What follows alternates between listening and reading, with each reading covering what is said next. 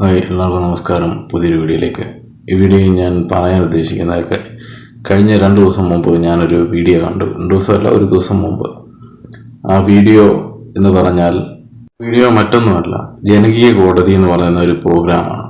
അത് ഹാഷ്മി താജ് ഇബ്രാഹിം, അത് 24 ന്യൂസിലാണ് ആ പ്രോഗ്രാം. അതിൻ്റെ അവതാരകൻ ഹാഷ്മി താജ് ഇബ്രാഹിമാണ്. അതിലെ അതിഥി അല്ലെങ്കിൽ അതിലെ വന്നേക്കുന്ന ആള് മൈത്രേയനാണ്. പിന്നെ അതിലെ ഡിഫെൻഡ് ചെയ്യാൻ വേണ്ടി വേറെ അവിടെ വരുന്നുണ്ട് രാഹുൽ ഈശ്വർ. വേറെ 3 പേരുടെ കാര്യമാണ് ഞാൻ അതിൽ കണ്ടത്. 3 പേരും 3 വാദങ്ങളാണ് ഉന്നയിക്കുന്നത്. ഒരു വാദം ഹാഷ്മി താജ് ഇബ്രാഹിം അദ്ദേഹം ചോദിക്കുന്നത്, മൈത്രേയോട് ചോദിക്കുന്ന ഒരു ചോദ്യമുണ്ട്. അതായത് MDMA പോലുള്ള ഒരു രാസലഹരി അത് കേരളത്തില് വളരെ ദോഷം ചെയ്യുന്നൊരു കാര്യമാണ്. അത് നിർത്തലാക്കുന്ന അതേക്കുറിച്ച് എന്തോ ഒരു ടോക്ക് വന്നു.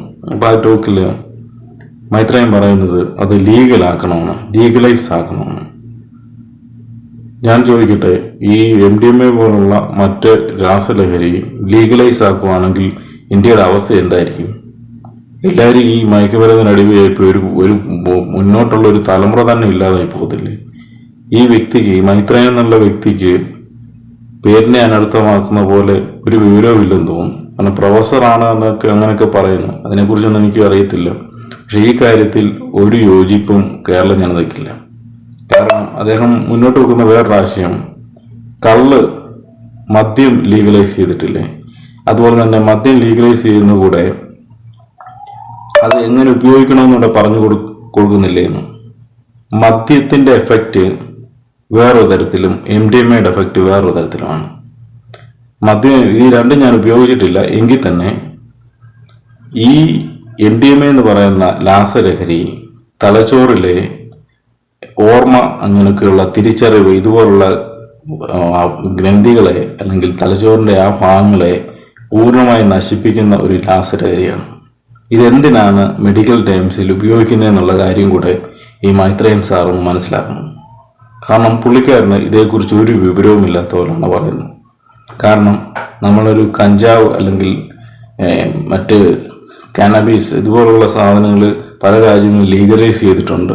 എങ്കിൽ തന്നെ നമ്മൾ ഏതെങ്കിലും ഒരു രാജ്യത്ത് MDMA പോലുള്ള ഒരു ലീഗലൈസ് ചെയ്ത് ജനങ്ങളിൽ എത്തിക്കാൻ ശ്രമിച്ചിട്ടുണ്ടോ? ഇന്ത്യയിൽ MDMA പോലുള്ള രാസവസ്തുക്കൾ മെഡിക്കൽ ആയിട്ട് അല്ലെങ്കിൽ അത് ഡ്രഗ്സ് ഐറ്റംസ് ഉൾപ്പെടുത്തി മെഡിസിൻ രൂപത്തിൽ ഉപയോഗിക്കുന്നുണ്ട്.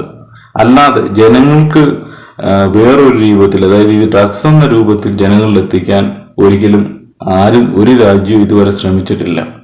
പുള്ളിക്കാരൻ പറയുന്നതിനോട് ഒരു കാരണവശാലും നമുക്ക് യോജിക്കാൻ കഴിയില്ല. പുള്ളി പിന്നെ രണ്ടാമത് പറയുന്ന കാര്യം കുടുംബം എന്ന മഹത്തായ കാര്യത്തെക്കുറിച്ചാണ്. ലോക രാജ്യങ്ങൾ ഫുള്ളും കേരളത്തിലെയും ഇന്ത്യയിലെയും കുടുംബത്തിന്റെ അല്ലെങ്കിൽ സിംഗിൾ പേരന്റിങ്ങിനെ കുറിച്ചൊക്കെ, അല്ലെങ്കിൽ അച്ഛനും അമ്മയും വളർത്തുന്ന കുട്ടികളെ കുറിച്ചൊക്കെ പഠനം നടത്തി അവരാണ് ലോകത്തിലെ മികച്ച കുട്ടികളെന്ന് പറയപ്പെടുമ്പോൾ പിന്നെന്തുകൊണ്ടാണ് ഇവിടെ ഇദ്ദേഹം വേറൊരു ടോക്ക് ഉണ്ടാക്കുന്നത്? പറയുന്ന വേറൊരു കാര്യം, ഇദ്ദേഹത്തിന്റെ മകൾ 20 വയസ്സായപ്പോൾ ഇദ്ദേഹം കുടുംബം പിരിച്ചുവിട്ടു എന്ന് പറഞ്ഞാൽ, കുടുംബത്തിൽ മറ്റൊരു കുടുംബം അല്ലെങ്കിൽ ഒരു ഫാമിലി എന്ന് പറഞ്ഞാൽ പെൺകുട്ടികൾക്ക് അല്ലെങ്കിൽ ആൺകുട്ടികൾക്ക് 20 വയസ്സായി കഴിഞ്ഞാൽ ഒന്ന് പിരിച്ചുവിടാൻ പറ്റുന്ന ഒരു സംഭവമല്ല. അത് മാനസികവും ഭൗതികമായ ഒരു അന്തരീക്ഷത്തിൽ ഒരു കെട്ടുറപ്പിൽ നിൽക്കുന്ന ഒരു സംഗതിയാണ് ഫാമിലി. ആ ഫാമിലി ഒരുപക്ഷെ ഈ മൈത്രേയൻ സാർ അല്ലെങ്കിൽ മൈത്രേയൻ എന്ന് പറയുന്ന ആൾ മനസ്സിലാക്കേണ്ടത്, അയാൾക്ക് മോളുണ്ടായി, ആ മോൾക്കൊരു മക്കളുണ്ടായി, ഇങ്ങനെ തൻ്റെ അല്ലെങ്കിൽ മൈത്രേയന്റെ അപ്പനപ്പന്മാരല്ലെങ്കിൽ ചിന്തിച്ചില്ലായിരുന്നെങ്കിൽ താങ്കളോട് ഇരിക്കത്തില്ലായിരുന്നു. പുള്ളി പറഞ്ഞു വെക്കുന്ന ഓരോ ആശയങ്ങളോടും സാധാരണ നോർമൽ പീപ്പിളിന് പുള്ളിയുടെ ആശയങ്ങളൊക്കെ ഒരുപക്ഷെ ഭൗതിക മണ്ഡലത്തിൽ ഒരുപാട് ചിന്തിച്ച ആൾക്കാർക്ക് മനസ്സിലാവും. പുള്ളി പറയുന്ന വേറൊരു ആശയം, ലോകം ഒന്നായിരിക്കണം, അതായത് അതിർവരമ്പുകളില്ലാത്തൊരു ലോകം. അത് ഇപ്പോഴുണ്ടല്ലോ സോഷ്യൽ മീഡിയ, മറ്റു അതിർവരമ്പുകളില്ല. പക്ഷെ ചില ബാരിയേഴ്സ് ചില കാര്യങ്ങൾ വേണ്ടതാണ്. ഒരു രാജ്യവും അല്ലെങ്കിൽ ഒരു രാജ്യത്തിന്റെ കെട്ടുറപ്പും ബാരിയേഴ്സും എല്ലാ രാജ്യങ്ങൾക്കും വേണ്ടതാണ്. കാരണം ഒരു രാജ്യത്തെ നിയന്ത്രിക്കുക എന്ന് പറഞ്ഞാൽ ആ രാജ്യത്തിന്റെ ഇപ്പം ഞാൻ പറയാം, മൈത്രേയൻ സാർ എന്ന് പറയുന്ന, അല്ലെ മൈത്രേയൻ പുള്ളിക്കാരൻ അവർ 24 ന്യൂസിൽ അതിനകത്തിരിക്കുന്നതിന് ഏക കാരണം ഇവിടെ ഒരു ഭരണ സംവിധാനം ഉള്ളതുകൊണ്ടാണ്. അല്ലെ താങ്കളൊക്കെ ഇത് പറഞ്ഞതിന് താങ്കൾ എന്തെങ്കിലും ഒരു വാക്ക് ഉച്ചരിച്ചാൽ അത് അടിച്ചു താഴെയിട്ട് താങ്കളെ കൊല വിളിക്കുന്ന ഒരു സമൂഹം പക്ഷേ താങ്കളുടെ അഭിപ്രായത്തിൽ താങ്കളുടെ മനസ്സിൽ കാണുന്ന ഒരു ലോകമായിരുന്നെങ്കിൽ സംഭവിച്ചു പോകുന്നത്. രണ്ടാമത്തെ ഒരു കാര്യം, നമ്മൾ ഒറ്റ ലോകമെന്ന് പറയുന്ന ആ സംഗതി ഇപ്പോൾ ഉണ്ട്, ശരിയാണ്. പക്ഷെ ഒറ്റ ബൗണ്ടറീസ് അത് നടക്കുന്ന കാര്യമല്ല. കാരണം ഇന്ത്യക്ക് ഒരു ബൗണ്ടറി, പാകിസ്ഥാനിൽ ഒരു ബൗണ്ടറി, മറ്റു രാജ്യങ്ങൾക്ക് അവർക്കൊരു അതിർവരമ്പുകൾ ഭൗതികമായിട്ടുണ്ടാകുന്നു. പക്ഷേ ഈ സോഷ്യൽ മീഡിയ മറ്റതൊക്കെ ഉണ്ടാകുമ്പോൾ അതിർവരമ്പുകൾ ഇല്ലാതെ നമുക്കൊരു ടോക്ക് ഉണ്ടാകുന്നു. ഉദാഹരണം, താങ്കളുടെ വീടിനകത്തേക്ക് മറ്റൊരാൾ കയറി ചെല്ലാൻ പറ്റാത്ത പോലെ ബൗണ്ടറികൾ ഉണ്ടാക്കുന്നതിന് തെറ്റില്ലല്ലോ. ഒരു വീട്ടിൽ പ്രൈവസി ഉണ്ട്. അതുപോലെ തന്നെയാണ് ഓരോ രാജ്യങ്ങളുടെ പ്രൈവസി.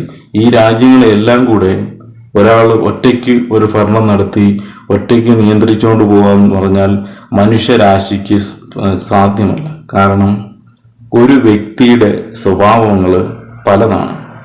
താങ്കളുടെ സ്വഭാവം പോലുള്ള കാശ്മീർ താജ് ഇബ്രാഹിമിന്റെ, അതുപോലെ തന്നെയല്ല രാഹുൽ ഈശ്വർ, അങ്ങനെ പലരുടെയും പല സ്വഭാവമുള്ള ആൾക്കാരെ ഒന്നിച്ചൊരേ നൂലിൽ കോർത്തുകൊണ്ട് പോകാമെന്ന് പറഞ്ഞാൽ വളരെ പ്രയാസമുള്ളൊരു കാര്യമാണ്. പക്ഷെ താങ്കൾ പറയുന്നതിനോട് ഒട്ടും യോജിക്കാൻ പറ്റത്തില്ല. ഈ ഫാമിലി എന്ന് പറഞ്ഞ സെറ്റപ്പ് ഉള്ളതുകൊണ്ടാണ് ഇവിടെ കുറച്ചെങ്കിലും സമാധാനവും സന്തോഷവും ഒക്കെ ഉള്ളതുപോലെ തോന്നുന്നത്. പിന്നെ താങ്കളുടെ മകളായ കനി കുസൃതി നല്ലൊരു ആക്ടറാണ്, അവാർഡുകൾ ഒരുപാട് വാരി കൂട്ടിയിട്ടുണ്ട്, ഒക്കെ ശരി തന്നെ. 20-ാം വയസ്സിൽ തന്നെ ജീവിച്ചോ എന്ന് പറഞ്ഞ് ഒരു പെൺകുട്ടിയെ പറഞ്ഞു വിടുമ്പോൾ അതൊരു പക്ഷേ താങ്കളുടെ മകൾക്ക് അത് സാധിക്കുമായിരിക്കാം. പക്ഷെ മറ്റു പെൺകുട്ടികളും മറ്റ് ആൾക്കാർക്കും അത് സാധിക്കണമെന്നില്ല. കാരണം അമേരിക്കൻ സിസ്റ്റം, ഓരോ രാജ്യത്തും ഓരോ സിസ്റ്റം ഉണ്ട്. ആ രാജ്യത്ത് വളർന്നു വരുന്ന രീതി, ആ രാജ്യത്തിൻ്റെ ഓരോ ഘടന, അതൊക്കെ അനുസരിച്ചാണ് ആ രാജ്യത്ത്. ഇപ്പം അമേരിക്കയിൽ 20 വയസ്സ് അല്ലെങ്കിൽ പ്രായപൂർത്തിയായി കഴിയുമ്പോൾ അപ്പനും അമ്മയിൽ നിന്ന് മാറ്റപ്പെടുമെങ്കിൽ അവർക്ക് ഗവൺമെൻറ് അവരുടേതായ കാര്യങ്ങളൊക്കെ കൊടുക്കുന്നുണ്ട്.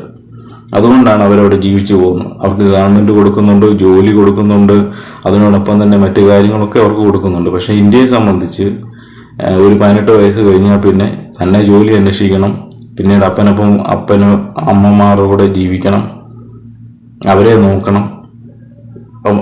അതേ സംബന്ധിച്ച് ഇന്ത്യയിലെ രീതി എന്ന് പറഞ്ഞാൽ അപ്പൻ അമ്മമാരെ മക്കൾ തന്നെയാണ് നോക്കുന്നത്. അവരുടെ കാര്യം നോക്കി വീട്ടിൽ, ഇപ്പം ചിലർക്കൊക്കെ വിദേശ കൾച്ചർ വരുന്ന, ഈ താങ്കൾ പറയുന്ന പോലെയുള്ള വിദേശ കൾച്ചർ വരുമ്പോൾ ഓൾഡ് ഏജ് ഹോമുകളൊക്കെയാണ് കൂടി വരുന്നത്. താങ്കൾ പറയുന്നതിനോട് ഒന്നും യോജിക്കാൻ പറ്റുന്നില്ല. താങ്കൾ പറഞ്ഞ ഏറ്റവും വലിയ തെറ്റായ ഒരു കാര്യം MDMA എന്ന് പറയുന്ന രാസലഹരി ലീഗലൈസ് ആക്കണമെന്ന്. താങ്കൾ ഏത് നാട്ടിലാണ് ജീവിക്കുന്നത്, താങ്കൾ ഏത് ഭൂലോകത്തിലാണ് ജീവിക്കുന്നതെന്ന് എനിക്ക് തോന്നുന്നില്ല. ഈ ഭൂമിയിലാണ് ജീവിക്കുന്ന ഒരു വ്യക്തിയും ഒരു രാജ്യത്തിൻ്റെ തലവനും ഒരു സാധാരണ വ്യക്തി പോലും പറയത്തില്ല. കാരണം ഇന്ന് കേരളത്തിൽ തന്നെ എടുത്തു നോക്കിയാൽ ക്രൈമുകൾ നടന്നിട്ടുള്ളത്, വളരെ മൃഗീയമായ ക്രൈമുകൾ നടത്തിയിട്ടുള്ളതിൻ്റെ പുറകിൽ MDMA ആണെന്ന് മാധ്യമങ്ങൾ പറയുന്നത് നമുക്ക് കറക്റ്റ് അറിയത്തില്ല. ഈ ജനകീയ കോടതിയുടെ ഇടയ്ക്കോട്ട് ഹാഷ്മി താജ് ഇബ്രാഹിം ഒരു അതിഥിയെ കൂടെ വിളിക്കുന്നുണ്ട്. അത് നമ്മുടെ പ്രിയങ്കരനായ രാഹുൽ ഈശ്വറാണ്. അദ്ദേഹം വന്ന് കേംബ്രിഡ്ജോ കാലിഫോർണിയ യൂണിവേഴ്സിറ്റിയോ ഏതാണ്ട് ഒരു പ്രബന്ധമൊക്കെ ആയിട്ടാണ് വരുന്നത്. പക്ഷെ ആ പ്രബന്ധങ്ങളിൽ എത്രയോ കാര്യമാണ് നമ്മളൊരു പ്രബന്ധം എഴുതി കാണിക്കുന്നതിൽ എത്രയോ നല്ലതാണ്. അദ്ദേഹം പറഞ്ഞ ഫാമിലി, അതായത് അച്ഛനും അമ്മയും ഫാമിലി എന്ന് പറഞ്ഞാൽ അദ്ദേഹത്തിന്റെ പ്രബന്ധത്തിലെ വേറെ എവിടെയോ കേംബ്രിഡ്ജിലോ എവിടെയോ പഠനം നടത്തിയ ഒരു പ്രബന്ധത്തിന് അതിന്റെ രൂപരേഖ ഇങ്ങനെയാണ്: ഒരു ഫാമിലി, അതായത് അച്ഛനും അമ്മയും വളർത്തുന്ന ഒരു കുട്ടി ഏറ്റവും നല്ല കുട്ടിയായി വളരും എന്നുള്ളതാണ് ആ പ്രബന്ധത്തിൽ പറയുന്നതെന്ന് പറയുന്നു. അത് നമ്മുടെ കേരളത്തിൽ ഓരോ നാട്ടിലെ ഓരോ സ്ഥലങ്ങളിൽ എടുത്ത് നോക്കിയാൽ മതിയില്ലേ? അതേ സംബന്ധിച്ച് അമേരിക്കയിലും മറ്റു രാജ്യങ്ങളിലെയും സ്ഥലങ്ങളിലും എടുത്ത് നോക്കിയാൽ മതിയില്ലേ? അമേരിക്കയിലൊന്നും അല്ലെങ്കിൽ യൂറോപ്യൻ രാജ്യങ്ങളിലൊന്നും അപ്പനേതാ മക്കളേതാന്നൊന്നും അറിയത്തില്ല. വളരെ 50% പോലും അപ്പനും അമ്മയും ഒക്കെ അറിയത്തുള്ളൂ. ബാക്കി മക്കൾ എവിടെയോ ജീവിക്കുന്നു, മക്കളെക്കുറിച്ച് ഒരു വിവരവും ഇല്ല. എപ്പോഴേലും വിളിച്ചാലായി ക്രിസ്മസിനോ അങ്ങനെ അവരുടെ അവരുടെ ഹാലോവീൻ എന്ന് പറയുന്ന ഒരു പ്രോഗ്രാം ഉണ്ട്. അതായത് നമ്മുടെ ഇവിടുത്തെ ക്രിസ്മസും ഓണം പോലെ അതിനൊക്കെ വന്ന് അവരെ കാണും. അത്രേ ഉള്ളൂ. അത് ചിലപ്പം 2 ഭാര്യമാര് കാണും. ചിലപ്പോൾ ഈ പ്രാവശ്യം വരുന്ന ഭാര്യ എല്ലായിരിക്കും അടുത്ത പ്രാവശ്യം വരുന്നത്, ചിലപ്പോൾ ഈ പ്രാവശ്യം വരുന്ന ഭർത്താവ് എല്ലായിരിക്കും അടുത്ത പ്രാവശ്യം വരുന്നത്. അങ്ങനെ ഒരു കുത്തൊഴിഞ്ഞ ജീവിതമാണ് അവരുടെ. ആ ജീവിതത്തിൽ നിന്നൊക്കെ എന്ത് ക്രെഡിബിലിറ്റി ഉള്ള, എന്ത് സത്യസന്ധതയുള്ള ഒരു ജീവിതത്തിലേക്ക് കേരളത്തിൽ നീങ്ങുമ്പോൾ താങ്കൾ പറയുന്നു അത് തെറ്റാന്ന് പറഞ്ഞതിനോട് ഒട്ടും യോജിക്കാൻ കഴിയും. പിന്നെ മൈത്രേയൻ സാറ് അല്ലെങ്കിൽ പുള്ളിക്കാരൻ പറയുന്നത് ഭൗതികമായി ചിന്തിക്കുന്നത്, ആത്മീയമായി ചിന്തിക്കുന്നവർക്ക് മനസ്സിലാവും എന്ന് പറഞ്ഞാൽ അത് നോർമൽ അല്ലെങ്കിൽ താങ്കളുടെ ആ ഭൗതിക ചിന്താഗതി, എനിക്ക് താങ്കൾ പറയുന്ന കാര്യങ്ങൾ മനസ്സിലാകുന്നുണ്ട്. പക്ഷേ ഈ നോർമൽ അല്ലെങ്കിൽ കേരളത്തിലെ നോർമൽ, അതായത് 0 അല്ലെങ്കിൽ 1, 2 നിൽക്കുന്ന ആൾക്കാരോട് പറഞ്ഞാൽ അവർക്ക് ഇത് അംഗീകരിക്കാൻ പറ്റത്തില്ല. കാരണം അങ്ങനെയാണ്. അതിൻ്റെ ഒരുപാട് കാരണങ്ങളുണ്ട്. താങ്കൾ ഒരു ഭൗതികമായ ഒരു 100% ഭൗതിക ചിന്താഗതി ജീവിക്കുന്ന, വസ്ത്രം പോലും ഒന്ന് മാത്രം ഉടുത്ത് ജീവിക്കുന്ന ഒരു സന്യാസി രൂപേണ ജീവിക്കുന്ന ഒരാൾക്ക് അത് പല കാര്യങ്ങളും പറയാം. അപ്പോൾ എന്ത് തന്നെയായാലും ജനകീയ കോടതി എന്ന് പറയുന്ന പ്രോഗ്രാം സത്യത്തിൽ എനിക്ക് ഈ പ്രോഗ്രാമിനെ കുറിച്ച് നല്ല അഭിപ്രായം തന്നെ. സത്യത്തിൽ ഈ പ്രോഗ്രാം ശരിക്കും ഒരു ജഡ്ജിയാണ് അവിടെ ഇരിക്കുന്നതെങ്കിൽ ഈ മൈത്രേയനെ പിടിച്ച് 100% ഉറപ്പാണ് നല്ലൊരു ജയിൽ ശിക്ഷ കൊടുക്കേണ്ട വകുപ്പുണ്ട്. കാരണം ഇതുപോലുള്ള മാരകമായ ഒരു രാസലഹരി ലീഗലൈസ് ആക്കണമെന്ന് പറയുമ്പോൾ നമുക്കത് മനസ്സിലാക്കാൻ പറ്റുന്നില്ല. ചാരായം നിർത്തലാക്കി, അത് അദ്ദേഹം വേറൊരു കാര്യം പറഞ്ഞു, ചാരായം നിർത്തലാക്കിയത് കൊണ്ട് അദ്ദേഹം പറഞ്ഞു ചാരായം നിർത്തലാക്കരുതായിരുന്നു. അതുകൊണ്ടാണ് ഈ ചാരായം എന്ന് പറഞ്ഞ സംഗതി നിർത്തലാക്കുന്നതിനുള്ള കാരണം അങ്ങേര് മനസ്സിലാക്കിയോ? അതായത് ചാരായം എന്ന് പറയുന്ന സംഗതി ഈ ഉണ്ടാക്കിയത് വളരെ മദ്യ ദുരന്തങ്ങൾ പലയിടത്തും കേരളത്തിന്റെ പല ഭാഗത്തും ഉണ്ടായി. അതിനെക്കുറിച്ചാണ് ഇത് നിർത്തലാക്കാനുള്ള കാരണം, അല്ലാതെ ഈ ആൾക്കാർക്ക് ഇഷ്ടപ്പെടാഞ്ഞൊന്നുമല്ല. അതുകൊണ്ട് കള്ള് ഷാപ്പുകളിൽ കിട്ടുമല്ലോ.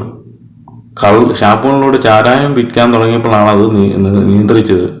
അത് ഗവൺമെന്റിനെ സംബന്ധിച്ച് ചെയ്യേണ്ട കാര്യമാണ്. ഉദാഹരണത്തിന് നിങ്ങൾ വെളിയിൽ ഇറങ്ങി നടക്കുമ്പോൾ ചാരായവും ഇതുപോലെ NDMA അടിച്ച ഒരു വടിവാളും കൊണ്ട് നിങ്ങളുടെ കഴുത്തും കാലും ഒക്കെ മുറിച്ച് കളഞ്ഞാൽ നിങ്ങൾക്കൊന്നും ചെയ്യാൻ പറ്റത്തില്ല. അപ്പം ഈ നാട് നിയന്ത്രിക്കുന്ന ഒരു ഭരണ സംവിധാനമുണ്ട്. അവിടെ ഇതുപോലുള്ള രാസലഹരികൾ ഉപയോഗിക്കാതിരിക്കാന്നൊരു ലീഗൽ അല്ലാത്തത് കൊണ്ട് ഒരു 99 കുറച്ച് ശതമാനം ആൾക്കാർ അത് സമൂഹത്തിന് മുമ്പിൽ പേടിച്ചത് ഉപയോഗിക്കാതിരിക്കും. പിന്നെ നിങ്ങൾ പറഞ്ഞ് ഈ മുക്കിലും മൂലയിലും ഈ MDMA കിട്ടുമെന്ന്, മുക്കിലും മൂലയിലും ഒന്നും കിട്ടുമെന്ന് എനിക്ക് തോന്നുന്നില്ല. അതിന് പ്രത്യേക ആൾക്കാർ കാണും, അതിന് പ്രത്യേക സംവിധാനങ്ങളൊക്കെ കാണുമായിരിക്കും. അതിനെക്കുറിച്ച് കൂടുതൽ അറിയത്തില്ല. എങ്കിൽ തന്നെ ലീഗലൈസ് ചെയ്യുക എന്ന് പറഞ്ഞത് അത് തെറ്റായൊരു കാര്യമാണ്. അത് തന്നെയാലും നിങ്ങളെപ്പോലെ ഇത്രയും ഭൗതികമായി ചിന്തിക്കുന്ന ഒരാൾ ഒരു ജനതയെ തന്നെ നശിപ്പിക്കണമെന്നുള്ള രീതിയിലുള്ള വർത്തമാനം പറഞ്ഞതിനോട് ഒട്ടും യോജിക്കാൻ കഴിയുന്നില്ല.